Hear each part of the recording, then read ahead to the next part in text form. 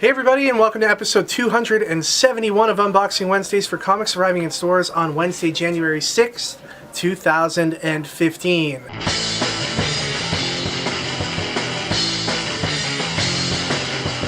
Well, Ricky, a new year is upon us. It's 2016. Did you say 2015? I don't even know. I'm not going back. It's too late. We're too far gone.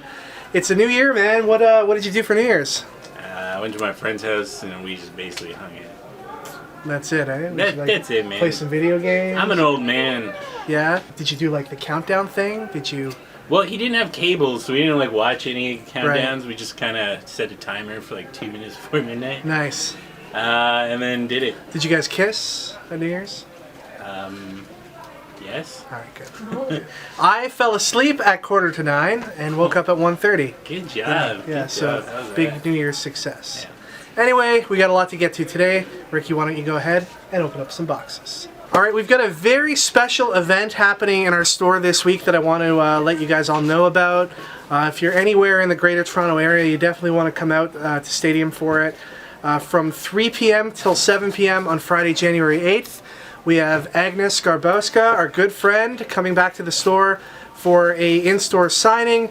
Agnes used to come by our store all the time, but she moved to a galaxy far, far away a couple years back, and now only gets up here once or twice a year. This may be her only Toronto area appearance in 2016. She doesn't have anything else planned at the moment. So definitely come on by. If you're a fan of My Little Pony, Gem and the Holograms, Grumpy Cat, or just comics in general, come on by and get an awesome sketch. Peruse her wares. She's got a lot of great art prints and stuff she's going to be bringing along too. So yeah, come on by, 3 to 7 on Friday. Alright, for collectibles, we've just got this one here to show you. It's Justice League Unlimited Wonder Woman. Got a bunch of pop restocks as well. Pretty much all the pops currently available for Star Wars Episode 7. Alright, check this out. This is awesome. It is a Deadpool coloring book. Yes. It's not for kids, obviously, but you can color all kinds of Deadpool-y goodness within these pages. Oh, look, there's a Scotty Young there. You can make your own Scotty Young coloring job. Yeah, so cool stuff. Adult coloring books seem to be hot right now, so why not put out a coloring book with one of comics' most adult-oriented characters. Batman Arkham Knight Volume 1, Darth Vader Volume 2, and Deadpool Secret Wars. Okay, we've got My Little Pony Friends Forever, issue number 24. Bitch Planet number 6. Invader Zim number 6 has these two covers. Heroes Vengeance number 4. Four Eyes Hearts of Fire number 1. A new one from Boom Studios, it is The Last Contract number 1 of 4. Dark Horse takes the classic Lone Wolf and Cub series and puts it all the way in the year 2100 with Lone Wolf 2100 number 1. Doctor Who 10th Doctor Adventures Year 2 number 4. Starfleet Academy issue number 2. Black Science number 19. Saints issue number 4. The Fade Out number 12. Mark Waid's Archie series issue number 5 has these two covers. Paper Girls issue number 4. And here's one we're really excited about today. It is Interceptor number 1 from Heavy Metal Comics. Yes, that's right, the classic Heavy Metal magazine now publishes comics. Kevin Eastman is their publisher. Grant Morrison is on board with Heavy Metal as well. And this is Heavy Metal Comics' first all-new original title. It is Interceptor, and it is written by Donny Cates and illustrated by our good friend Dylan Burnett. Dylan is a member of the From a Hat art collective. They've been at our store a whole bunch of times. He's an amazing artist, and we're really excited for him to get his debut here with Heavy Metal. Although Ricky might tell you that Dylan had his published debut a little bit, earlier with Black Hole Hunters Club issue number 5. We really think that this is going to be Dylan's breakout book. The Black Hole Hunters Club thing did a little bit for him, but this is the book where the world is going to become aware of just how awesome an artist Dylan is. You gotta pick up this book if you're hitting up your local comic shop today. It's beautiful on the inside, really well written as well. I can't wait for issue number 2. There is just a ton of stuff going on. You're not going to want to miss out on this book. It's Interceptor. Pick it up today at your local shop. Moving on to DC, we've got Batman and Robin Eternal number 14, Batman Beyond number 8, Bombshells number 8. Good news for all you Swamp Thing fans. Swamp Thing has returned in 2016 with a new 6-issue miniseries. Here's the first issue right here, and it is written by Len Wein and illustrated by Kelly Jones. Injustice, Gods Among Us Year 5, issue number 1. Here's Green Lantern issue 48. Now DC is doing something very interesting for the month of January. They've got their themed variant covers for the month, and they are coloring book variant covers. So you can actually color this in, show off your talents. There's some DC pencil crayons that I think are coming out later in the month as well. But you know, regular pencil crayons will work fine too. So yeah, it'd be fun to see a lot of these colored in. But you know, buy them first. Don't just go into comic shops and start coloring pages. To buy them and then color them. Here's Green Arrow number 48. The Green Arrow 48 coloring book cover. Action Comics 48. Here's the coloring book cover for that book. Detective Comics 48. And here's the coloring book cover for that book. Okay, moving on to Marvel. We've got some very special reprints today from Marvel featuring one of their most beloved characters who just happens to have a movie coming out in February. It's Deadpool Origins issue number 1, reprinted here and available for $1 US. And also we've got this one here. It's titled Deadpool issue number 1, but it's in fact a page by page reprint of New Mutants 98, which of course was Deadpool's first appearance, illustrated by Rob Liefeld. Next up we have some books that I wanted to show you last week because we got them last week, but Marvel said no, under no circumstances can you show these books or sell them because we sent them to you a week early. Well, by Saturday, which was New Year's Day, Marvel had decided, yeah, we goofed, you're allowed to sell them now, that it's Saturday and New Year's Day and we were closed.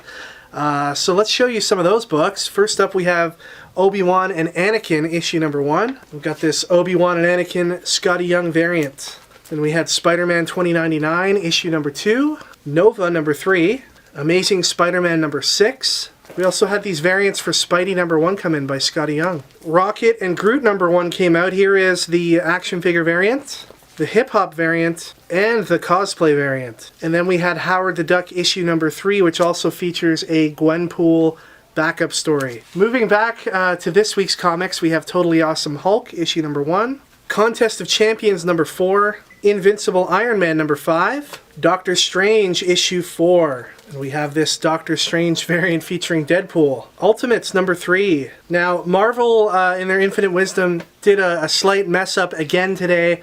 Ultimates number 3 is among a group of books that weren't supposed to come out until next week. But due to all the confusion of the holidays, they were sent to us a week early. Marvel has given us authorization to sell these on Wednesday this week. Now, the only problem with some of these books, and I'll let you know when we come across one, when I show you the rest of them, is many retailers, such as ourselves, only got a small portion of our scheduled shipment for those books. So, you know, maybe we might be ordering 50, but we only got 5 or 10 of them. So the balance of those will come out next week at its regular... The balance of those books will come out next week at its regularly scheduled time, but it's just a lot of confusion. So you might find these at your local shop tomorrow. You might not find them. Ultimates 3 being one of them. New today is Uncanny X-Men issue number 1. And I've got an amazing variant here to show you by the one and only Ken Lashley.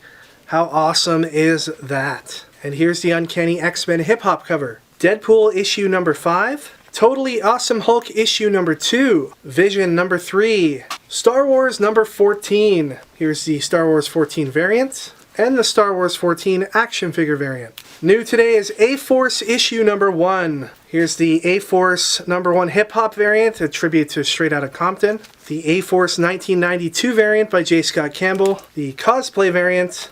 And here is the last of the variants for A-Force. Here's Darth Vader number 15. This is one of the books that's supposed to come out next week.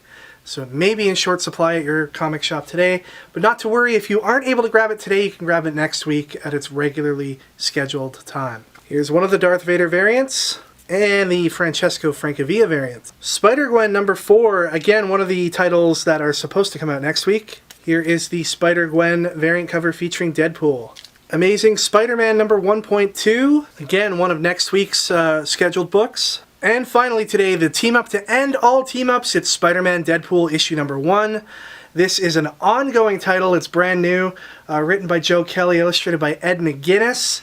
The cool thing about this is not only does it have a full-size Spider-Man Deadpool story inside, but it's got a special bonus book in the back, which is Vision number 1, which was very, very highly thought of and reviewed upon its release. So Marvel's hoping a bunch of the people that buy this book today also check out the Vision number 1. This is the regular cover. Here is the Spider-Man Deadpool Marvel Legends action figure variant. Here's the action figure variant, the hip-hop variant, the Deadpool acting like a bird variant, and finally an awesome variant by Mike Del Mundo.